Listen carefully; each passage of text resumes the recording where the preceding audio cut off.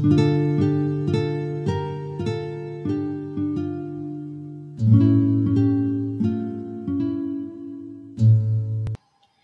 everyone, and welcome to my 5th installment of Codex Making.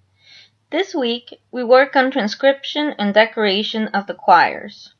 For this project, the material used were the following: pages from a prepared choir from week 4, a planned layout,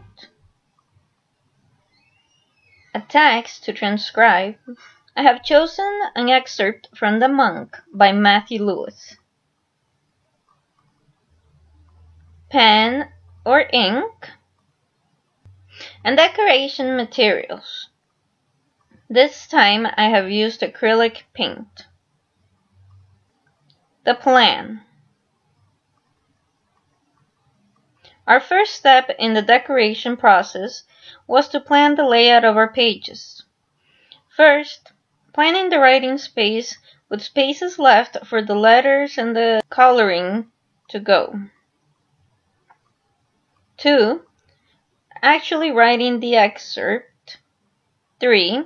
Sketching the drawings with a dry point or plummet. For my shortcut, I used a pencil. Step 4. Then we trace the drawings with black ink. Step 5. Applying the gilding. For my shortcut, I used acrylic gold ink.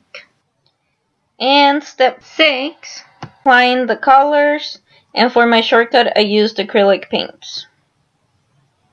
After the planning is complete, we move on to transcription. I began the transcription with my own handwriting. The only ink available I had with me was Chinese calligraphy ink. Therefore, I used it. I transcribed an excerpt from The Monk by Matthew Lewis, as mentioned before. Here, we have to leave spaces for the historiated initials and the other drawings we might have prepared. Also, for the color initials are marked with a pencil, as you can see in the picture, which later be added to the text in alternating colors. Finally, after the text is transcribed, we move on to decoration. In this step, I have used the samples from illuminated text and my own imagination.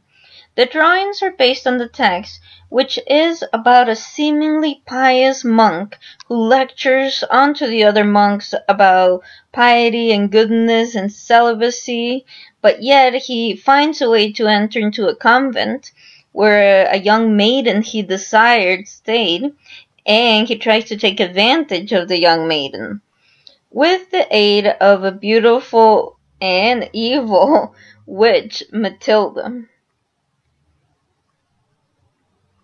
There are 4 pages that I decorated in my manuscript. Page 1 contains an illustration cycle and the display script of the title. Bars and bracket exterior Rinceau foliage are also there. I wanted a black lettering for the letters of the title, so as I was doing my transcription, I already put the black ink into the letters. Then the next step a copyist would do would be the gilding, as explained in the techniques in the videos that we learned. The gilding was applied, and since I have no gold leaf available to me, I simulated the gold with acrylic gold paint. The title, it contains 2 initials. The first is a historiated initial. I used as inspiration an actual illuminated manuscript of a monk, as you can see. Also, the M in monk is taken from another manuscript. On the first panel, here is the monk lecturing onto the other monks of the monastery. And here are the examples that inspired me. On the second frame, the monk is depicted sneaking into the convent to spy on the young maiden he is madly obsessed with. The bars and Rinceau is taken from various pages I gather of actual illuminated manuscripts and a mix with my own imagination. Also, I painted the floor the same way that this floor was painted on this manuscript. Page 2 contains a hierarchy of initials, a historiated initial at the top, a decorated initial in the middle, and alternating colored initials for the text, along with triple margin left exterior decorations with an animal included. Here, the decoration after the drawing started with the gilding of the historiated initial. Inside is the monk with his staff, representing the main character and leader of the monastery, and also representing the power he gets after meddling with Matilda's dark magic. The decoration and the goat roaming around were based on various illuminated manuscripts I consulted. The colors are applied to the marginal decorations and the decorated flourish letter, and also the green and red lettering is applied. Page 3 contains a vignette illustration with triple margin decoration. After drawing the vignette and the letter and rinceau, I began with the gilded parts. The A is taken from a sample of a manuscript, and the vignette is actually a monk with the Virgin Mary, though I changed my lady to represent the character Matilda. It depicts the monk begging the beautiful Matilda to aid him in entering the convent. The decoration is still rinceau, although the foliage is bigger. This time I used my imagination for the decorations, not taking any inspiration from any manuscript. And finally, page 4.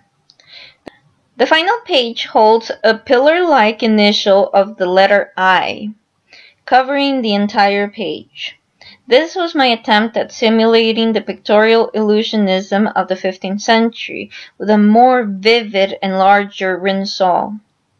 Also, this was my attempt at recreating an actual painting of the author Matthew Lewis, as you can see on the picture. Here are the final 4 pages. After we, as copyists, finish the transcription and decoration of our pages, our quires are ready to be bound. We have reached the end of this week's project video.